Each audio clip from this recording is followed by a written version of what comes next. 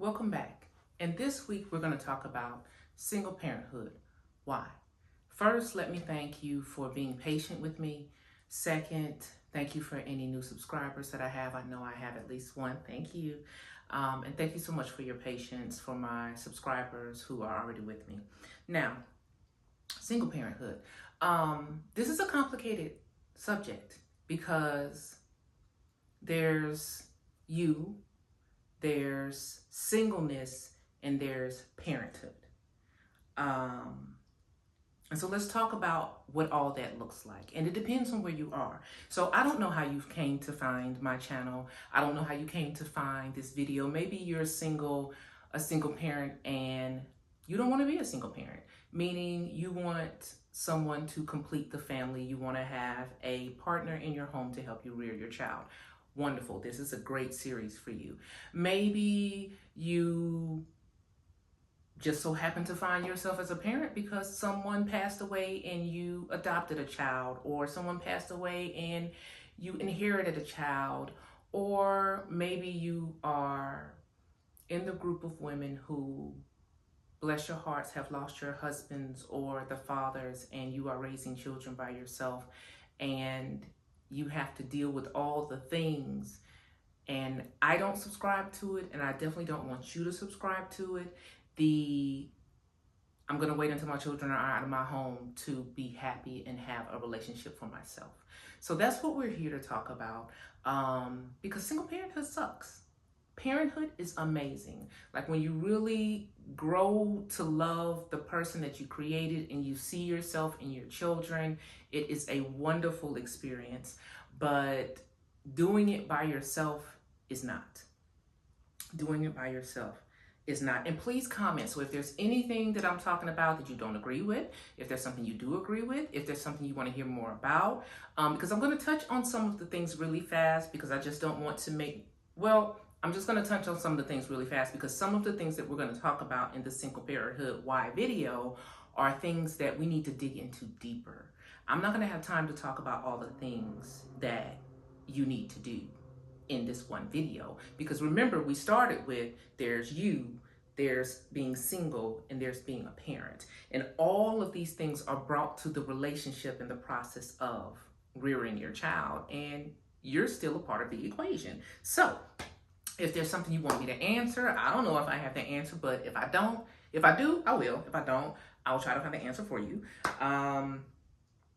But I'm about family restoration because I believe that if we improve family, we can improve our world. To me, it's kind of like the transitive property. So if I improve myself, which is going to be your step one, it starts, Michael Jackson said it the best, with the man in the mirror. Meaning the person, not the man, the woman, the person in the mirror. You start with yourself. And that's why this is the first video that I'm producing in this series, because it is you. You have to say, regardless of the crazy, regardless of the not crazy, regardless of anything else that's going on, I'm going to start with me and I'm going to improve myself. And as you improve yourself, then you will find that your world will begin to improve. So for the next video, you have some homework. I'm not done, but I'm throwing this in the middle. I want you to watch the movie Blended with Adam Sandler. It might even be by Adam Sandler, but with him, he plays in it. So that one. And then Cheaper by the Dozen with Gabrielle Union in it. So watch those movies before the next video, because I think the next video, we're going to begin to talk about forgiveness. And I think that's the one I want to roll out next, because that's going to be the hardest to grasp. And we're going to have to come back and revisit that some more, and that's okay because it's a part of the process. But I will say, if you've seen it, you know. If you haven't seen it, you'll understand it is possible. It might not seem possible today. It might seem impossible because you've gone through such a season and you've been alone for so long, but it depends on what you want and how willing you are to go for it. Because again, it starts with you. Because one of the things, and I'm going to say it from this perspective, because again, I'm having this conversation with you and you don't know me personally yet. You will begin to know me as we speak speak more. But I found myself in this cycle, and I didn't understand the cycle because I thought it was everyone else. And then, of course, what's wrong with these people? But that wasn't the truth. The truth was there were some things that I needed to work on. There was some trauma that I had left undealt with. And I came up under the what happens in this house stays in this house, just get over it, that kind of regime. And so there was some stuff that I had buried, and I thought it wasn't leaking out, but it was leaking out in my relationships, and it was negatively impacting my life. So that becomes the first thing that we have to do in trying to improve our lives. And I know it's like, but ma'am, you said single parenthood. This is where we begin. Because as you begin to improve yourself, your patience will improve, your understanding will improve, your anger will decrease. Because a part of this is communication, and we'll talk about that in a different video. And I'm mentioning this now because it's important. Because it's one of those things that you're going to have to possibly, like I had to check myself.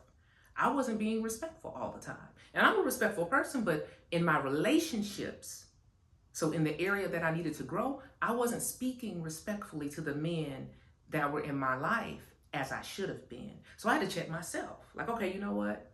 The man that I want is not going to take that. Let's just be real. So I had to face what was going on in my life by looking at the things that were in my life that I hadn't dealt with. I didn't want to face it, but I had to face it so I could be a better person.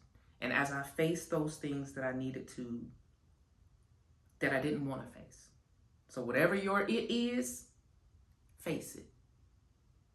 If you need to ask somebody, but it's usually a traumatic experience that we have pushed down and we've just forgotten. In our mind, we said we're fine. We're fine, I'm fine. That was then, this is now. I'm this, I'm that, I'm better. Check all the areas of your life. And I messed around and made a mistake, and when someone told me I was depressed, I didn't listen. And so I ended up having a breakdown, a nervous breakdown, and I had to rebuild from that area. This is best done before that. It is so much harder after that process, because in that process, every moment that you stuffed released at one time. At least that's how it happened to me. Every moment of anger, every emotion associated with all of the trauma that I had buried released at one time. And I was not myself for a while. So let that be the first thing that you take some time to do. And you do that so that you can prepare yourself for the work of being better. Because it's hard to be the only parent going to doctor's appointment. It's hard to be the only parent that cares for the child when the child is sick. It's hard to be the only parent that's going to school events and things of that nature. And it doesn't have to be that way. There are people who are more than willing to be in someone's life and take care of them and their children, as long as they're a nice and loving person. If that's your desire. If that's not your desire, then it's just about being healthy. It's just about being healthy. So the first thing, regardless of whether you want to be in a relationship or not, this is for you. So you take care of you, because that overworker, that overachiever, that what is it called? Functioner, the overfunctioner, where you're doing things for other people that they should be doing for themselves. And so really you're enabling them. That person needs healing. So even if you don't want to be in a relationship, because some people are going to be like, well, I don't want a man. I don't want a woman. I'm a single dad. I'm good. I'm a single mom. I'm good. Okay, cool. But are you healthy? Are you well? And that's what we're talking about. So you'll face it. Then you're going to forgive. And oh my God. Now in the facing, I do have some areas right here, because as a good parent, you're going to guide your child and then coach your child. So there's the moment, from infancy, they don't have any control. We have all the control. But as they get older, we release responsibilities to them. So we want to make sure that we're even modeling this for our children, that, our physical, our mental, our financial, our professional, our spiritual lives are all well maintained. Even if I have to take this little circle, work a little bit in each area, and then expand. That's what someone else told me. So that's what this video and some of the other things that I'm going to attempt to do. I'm about to take some big steps, y'all. So just have me in your thoughts and prayers. Those of you who believe, pray for me because I'm going to make some big steps. Anyway, so number 2 is going to be to forgive. And that part, so that's why that's going to be another video, because some of you are going to be like, stop. I'm not listening to nothing else. Turn this video off. I'm not forgiving him. I get it. I get it. I was there. I had the child support situation, and there was a comma, and there was more than one digit in front of that, and that got forgiven, and I don't know who forgave it because it wasn't me. And I said, now, wait a minute. Wait a minute. That belonged to me. All those years of sacrifice, but did it serve me or the relationship with the co-parent or even my child to hold over to the anger of what I can't change? The state forgave it.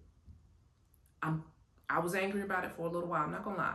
I gotta be honest, I was. But at the end of the day, today, I want to move forward with the person that is the co-parent to my child. And the best situation for them is to be able to have a good relationship with both of us. So if I fix myself by addressing the things that I need to address, that I don't have to, like if I need a therapist, then I'll go talk to my therapist. I don't have to tell my whole everybody. I may not have anybody to tell, and I might have somebody to tell, but face it, fix it, do what's necessary.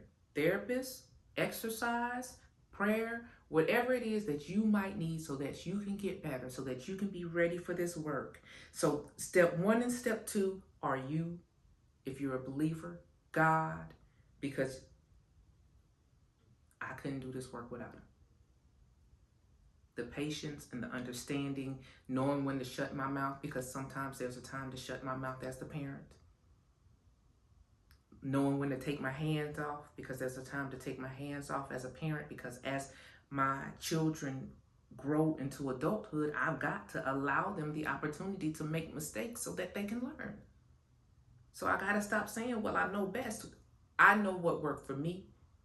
I have a suggestion for you.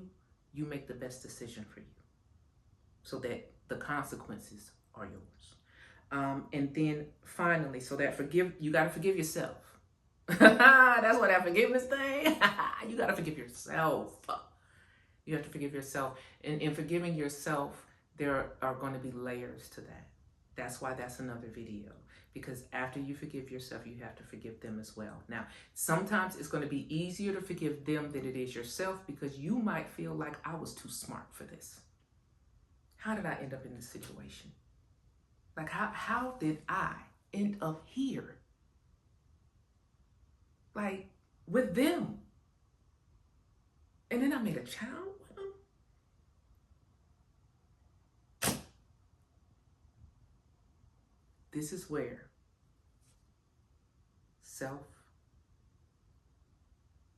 single parent, love your child, separate your feelings from the romantic relationship, especially if it didn't work out, so that you don't take those feelings out on your child, because this is a person who deserves a chance. And if there's a parent who doesn't want to be there, there's somebody else who will. Now, this is not easy. This is not a recipe. I wrote a book. There's a recipe. This is just an introduction to the work, because after you have faced it, after you have fixed it, asked for help if you needed it, went back to school and made a plan if that's necessary, find a therapist if you need one, work out if that's necessary to reach whatever goal is going to make you be the best you, so that then you are attracting more of what you actually want. Because you also then begin to set standards that you didn't have before and set boundaries. And then you forgive yourself, which again, you forgive them. Again, this is not staying in anything bad. This is just saying you made a mistake, whatever the situation was, I pardon your debt. I know I've needed my debt pardoned. I owe some people right now. So, and I just had some debt pardoned more than once. I've had dead partners, so I understand how light it can make you feel when someone does that for you. And that's what that does for you. Pardoning them from whatever that thing was that was then and not now relieves you of the weight of what it was, and then also gives you an opportunity to start fresh today, because that was then. Maybe they are different now. Maybe they're not. But this is about the children, and this is not about the relationship. That is another conversation. Right now we're talking about restoring what we have so we can make sure that we're better for our children, so that we're raising a better generation, so that we're creating a more peaceful world. And your last step is going to be to move on. Like, be the parent that you're supposed to be. If the relationship can't be salvaged, okay. Heal yourself, not heal yourself, but do the things necessary to heal and move on. If the relationship can be salvaged, because sometimes it can. Sometimes you need a little help, but sometimes it can. That was not my situation. But in some cases, it's just, look, we've got to be more respectful. We've got to put some boundaries in place. We need to make sure we have a more equitable division of responsibility here. And there's a way that this relationship can still work and we can still be good parents.